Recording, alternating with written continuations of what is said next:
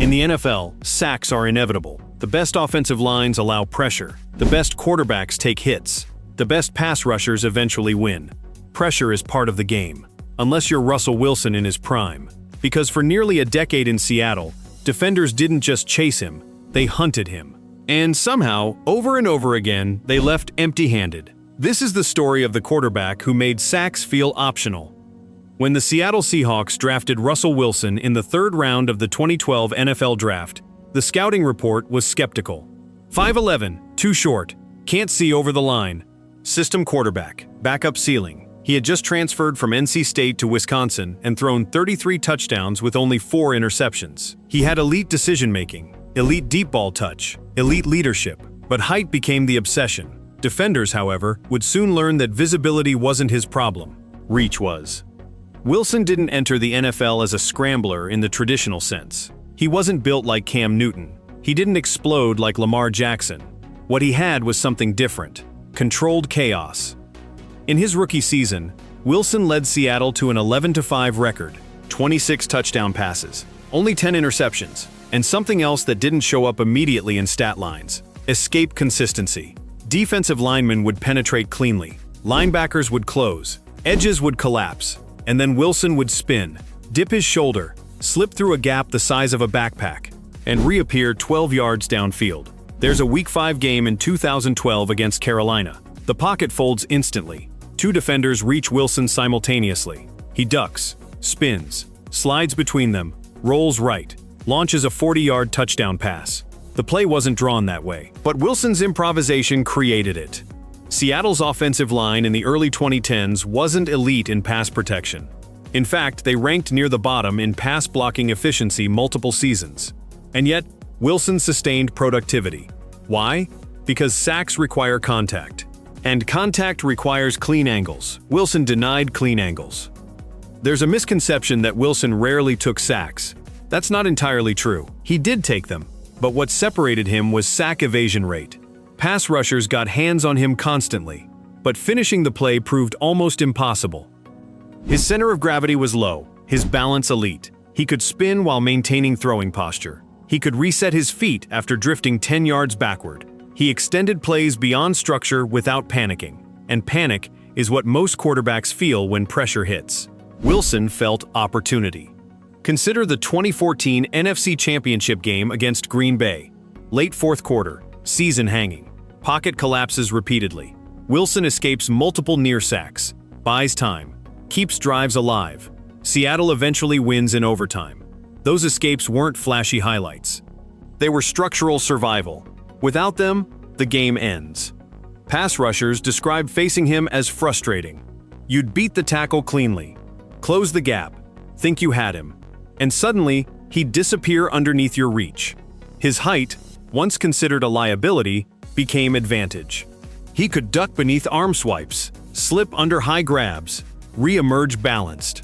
There's a 2013 game against Houston where J.J. Watt breaks through unblocked. Watt wraps Wilson. Wilson spins out, escapes, delivers a pass for a first down. Most quarterbacks crumble under Watt's reach. Wilson converted chaos into rhythm. But here's the deeper truth. Wilson didn't just escape physically. He maintained vision while escaping. Many scrambling quarterbacks dropped their eyes. Wilson kept them downfield. He wasn't scrambling to survive, he was scrambling to attack. And that distinction is critical. In 2013 and 2014, Seattle built its identity around defense and Marshawn Lynch. But Wilson's escapability allowed conservative offensive play calling. Third and long didn't feel catastrophic, because Wilson could manufacture time. Time creates separation.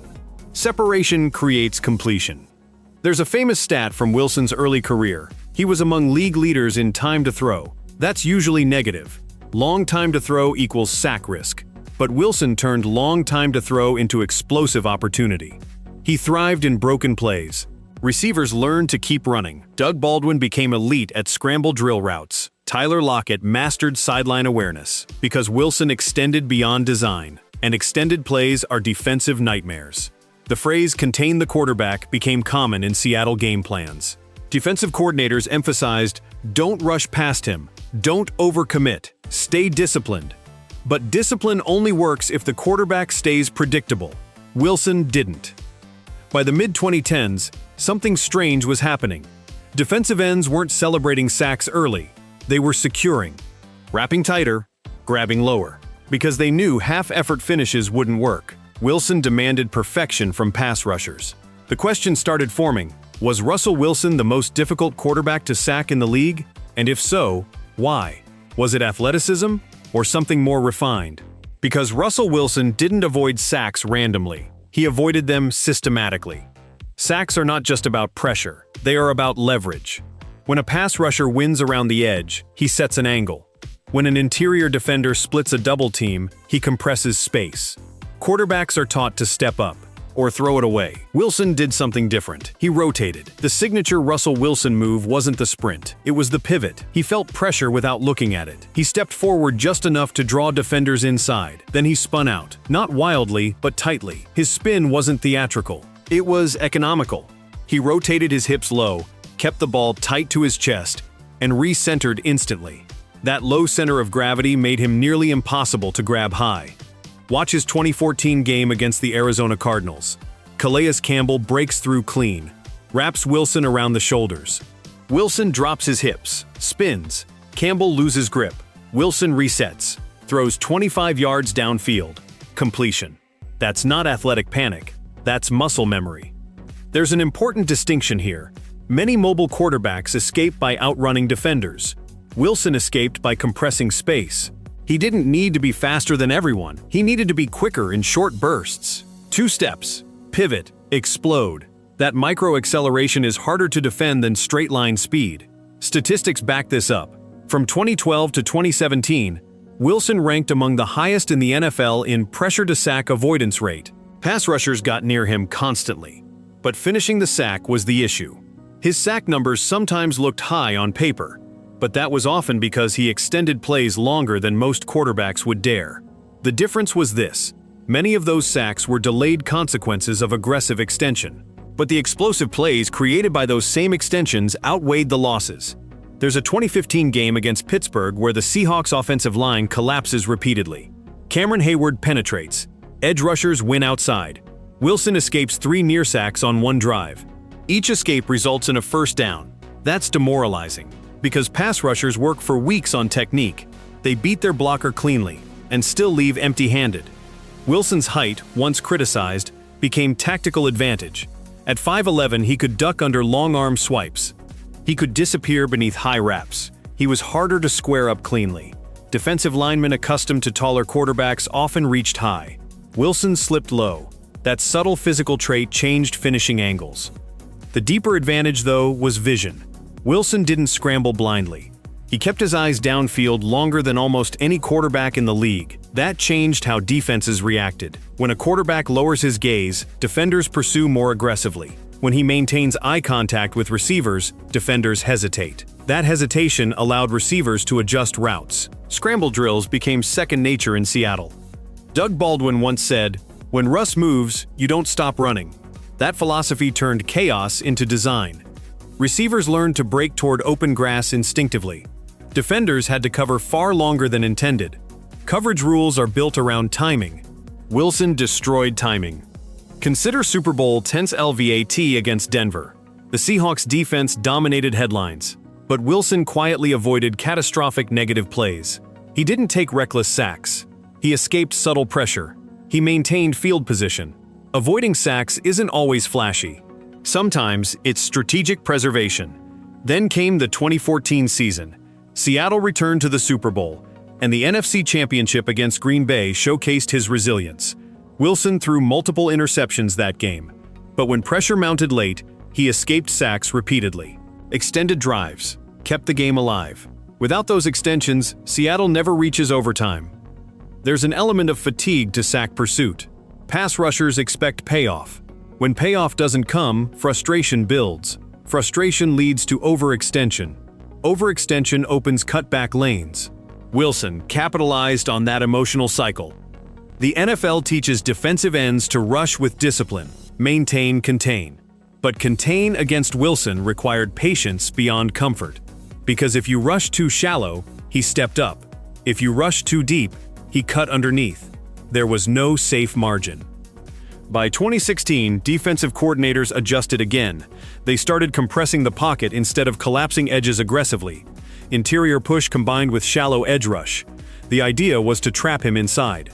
Wilson countered by stepping backward deeper than typical pocket limits. He was willing to retreat 10 yards if necessary. That retreat forced defensive backs to extend coverage longer, and extended coverage always cracks eventually. The deeper theme emerges here. Russell Wilson didn't avoid sacks by refusing pressure. He embraced it. He used pressure as movement catalyst. He allowed rushers to overcommit, then punish their momentum. That's counterintuitive. Most quarterbacks avoid chaos. Wilson navigated inside it, and that's what made him uniquely difficult to sack. It wasn't just mobility. It wasn't just speed. It was composure inside collapse. And collapse is where most quarterbacks unravel. The question remained, could this style sustain long-term? Or would constant extension eventually cost him? For nearly a decade in Seattle, Russell Wilson made the impossible look routine. He escaped free rushers, spun out of clean wraps, turned broken pockets into touchdowns. But there's something important about playing that way. Chaos has a cost, and the longer you live outside structure, the harder it becomes to sustain it. Between 2012 and 2017, Wilson thrived in improvisation. Seattle's offensive line often ranked near the bottom of the league in pass block win rate. Yet Wilson's efficiency remained high. Why? Because he extended plays. In 2015 alone, he accounted for over 4,000 total yards despite constant pressure. His sack totals were sometimes high, but so were his explosive plays. It was a trade-off. He absorbed pressure to create opportunity. There's a subtle statistical nuance here. Wilson wasn't never sacked. He was sacked often early in his career, but many of those sacks were late play results. He avoided clean sacks repeatedly. He turned immediate pressure into extended chaos, and that chaos yielded more positive outcomes than negative ones. That's why his teams won. From 2012 to 2015, Wilson posted 4 Pro Bowl seasons, 2 Super Bowl appearances, 1 championship. His deep ball accuracy became elite. His ability to throw outside the pocket became a weapon. There's a 2015 game against the Bengals where he escapes backward nearly 15 yards before launching a perfect deep ball to Tyler Lockett. That throw isn't diagrammed, it's manufactured. But defenders began adjusting mentally. Instead of celebrating penetration early, they focused on containment discipline. Rush lanes became shallower. Interior push emphasized collapse over speed. Defensive ends rushed with tighter arcs. It didn't eliminate his escapes, but it reduced the margin. Then something else shifted. Age. Not dramatically, but subtly. Wilson's elite microacceleration began to decline slightly after 2018. Not visibly obvious to casual viewers, but enough to matter against elite defensive speed. His spins became half steps slower, his retreat angles slightly wider, and in the NFL, half steps matter. In 2020, Wilson had one of his statistically best seasons. 4,212 passing yards, 40 touchdown passes. He began the season in MVP form. Deep shots were landing. Offense was explosive. But as the season progressed, defensive coordinators committed to too high safety looks and disciplined rush lanes. Wilson's improvisational lanes narrowed, and something interesting happened. Instead of escaping and throwing, he began holding the ball longer. Holding the ball longer increases sack risk, and sack numbers climbed. The 2021 season introduced another complication: finger injury, surgery, grip disruption. When your game relies on quick resets and off-platform throws, finger integrity matters. He returned mid-season, but rhythm never fully stabilized. Pocket comfort felt different. The extension magic felt less fluid. Then came the move to Denver in 2022. New system, new offensive line, new expectations. And something felt off. Wilson still had mobility, still had the deep ball, but the improvisational chemistry with receivers wasn't immediate. Seattle's scramble drill culture had been built over years. In Denver, timing didn't sync the same way, and without perfect receiver reaction, extended plays become sacks instead of highlights. The league adjusted faster than before. Pass rushers learned not to overcommit high. They aimed lower, wrapped tighter, maintained leverage. Wilson's spin move still worked occasionally, but the margin for escape shrank. Here's the critical difference. In Seattle, Wilson's chaos was embedded into the system. In Denver, structure expected rhythm first. The mismatch created hesitation, and hesitation slows escape mechanics. But even in decline phases, glimpses remained. There are plays from 2022 and 2023 where Wilson still evades impossible pressure, still resets, still throws lasers downfield. The difference is frequency. Peak Wilson made escapes routine. Later career Wilson made them occasional. And that reveals the deeper truth. No quarterback is truly unsackable. Physics eventually asserts itself. Defenses refine. Athleticism fades incrementally. But what made Wilson unique was not immortality. It was sustainability at scale. For nearly 8 seasons, he made defensive perfection feel insufficient. There's a 2016 game against the Patriots where Wilson avoids 3 separate near sacks on one drive before throwing a touchdown to Doug Baldwin. Bill Belichick's defense rarely loses discipline, yet even they couldn't finish cleanly. That's peak-level evasion. The NFL eventually learned to compress him differently. They attacked interior first, collapsed depth, forced earlier decisions. The improvisational window shortened, and that window is everything. But when evaluating his career peak honestly, something stands out. Between 2012 and 2018, no quarterback extended broken plays more effectively. No quarterback punished pressure more efficiently. He wasn't the fastest runner, he wasn't the strongest. He was the most balanced under collapse. So was Russell Wilson truly impossible to sack? No. But at his peak, he forced defenders into second efforts repeatedly, and second efforts exhaust discipline. And exhausted discipline leads to mistakes, and mistakes led to points. That's the difference. He didn't eliminate sacks entirely, he made them unreliable. And unreliability destabilizes defense. Russell Wilson's story isn't the story of a quarterback who never took sacks. It's the story of a quarterback who made sacks feel uncertain. And in a sport built on certainty, assignments, leverage, angles, uncertainty is the most dangerous weapon of all. To understand Wilson's place in history, it helps to compare him to other escape artists. Michael Vick escaped with raw speed. Ben Roethlisberger escaped with size and brute strength. Lamar Jackson escapes with acceleration that bends angles. Patrick Mahomes escapes with lateral creativity. Russell Wilson escaped with balance. He wasn't the fastest, he wasn't the biggest, but he was the most compact, controlled, and efficient at slipping pressure during his peak years. In Seattle, Wilson's escapability became an entire offensive identity. It wasn't just something that happened, it was expected. Receivers ran scramble drills naturally. Doug Baldwin broke routes into open space instinctively. Tyler Lockett learned sideline geometry. Even the play calling adapted. 3rd and long didn't feel like a death sentence because Wilson could buy time. That matters, because buying time changes what an offense can attempt. Defensive coordinators preparing for Seattle didn't just plan a pass rush, they planned patience. They taught their defensive ends to cage rather than kill. They asked interior rushers to push but not overrun. They emphasized rush lanes more than usual. Because with Wilson, a clean win around the edge wasn't enough. You had to finish. And finishing required discipline beyond comfort. That's why his escape artistry was so demoralizing. Pass rushers want payoff. They want the sack after winning the rep. Wilson often denied payoff. And when payoff is denied repeatedly, defenders begin freelancing. They start lunging, overreaching, over-pursuing.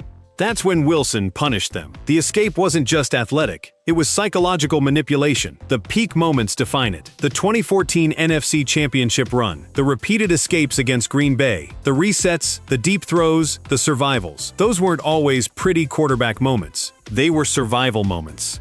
And championships are built on survival. Wilson's deep ball also amplified the fear. Escaping pressure is one thing. Escaping pressure and then throwing a 45-yard dime is something else. That combination made defensive strategy impossible, because defensive backs can't plaster forever. If they maintain coverage too long, they break down. And when they break down, Wilson strikes. The Chiefs became known for explosive offense with Mahomes. The Ravens became known for dynamic offense with Lamar. Seattle became known for, it's not over until Wilson is down. That identity shaped a decade. Even as his later career phases became more inconsistent, the peak remains undeniable. Wilson made 2 Super Bowls, won 1, posted multiple 30-plus touchdown seasons, led numerous fourth-quarter comebacks. And he did it while constantly under pressure. That's resilience. So why does his story resonate as couldn't be sacked? Because sacks are supposed to be the defense's finishing move, the reward for winning the rep. Wilson removed the guarantee of that reward. He made defenders earn it repeatedly, over and over, and sometimes even clean wins weren't enough. In the broader evolution of quarterback play, Wilson helped normalize the modern reality. The quarterback is not stationary. He is a moving target, a creator, a survivalist. Wilson wasn't the first mobile quarterback, but he became one of the most efficient at turning mobility into passing explosions. That's a key difference. Mobility without passing becomes predictable. Wilson's mobility created passing, and passing wins championships. If you ask defensive players from the 2010s what quarterback they hated chasing, many will mention Wilson. Not because he was the flashiest, because he was the hardest to finish. Finishing matters. And that's how a quarterback becomes legendary in a specific way. Not for raw totals, not for perfect seasons, but for a feel, for a frustration, for a memory defenders carry. Wilson's memory is this: he got away again. Even now, when fans watch old Seahawks highlights, the same emotion returns. The pocket collapses. The defender wins. The sack seems inevitable, and then Wilson spins out, resets, and completes a throw. The play feels unfair, and in football, unfair is rare. Russell Wilson may not have been literally unsackable, but at his peak, he was the closest thing to it. He turned sacks into probabilities instead of certainties. He turned pass rushers into pursuers instead of finishers. And he turned pressure into opportunity. That is why his peak remains etched in NFL memory. Because defenses could solve the play design, but they couldn't solve him.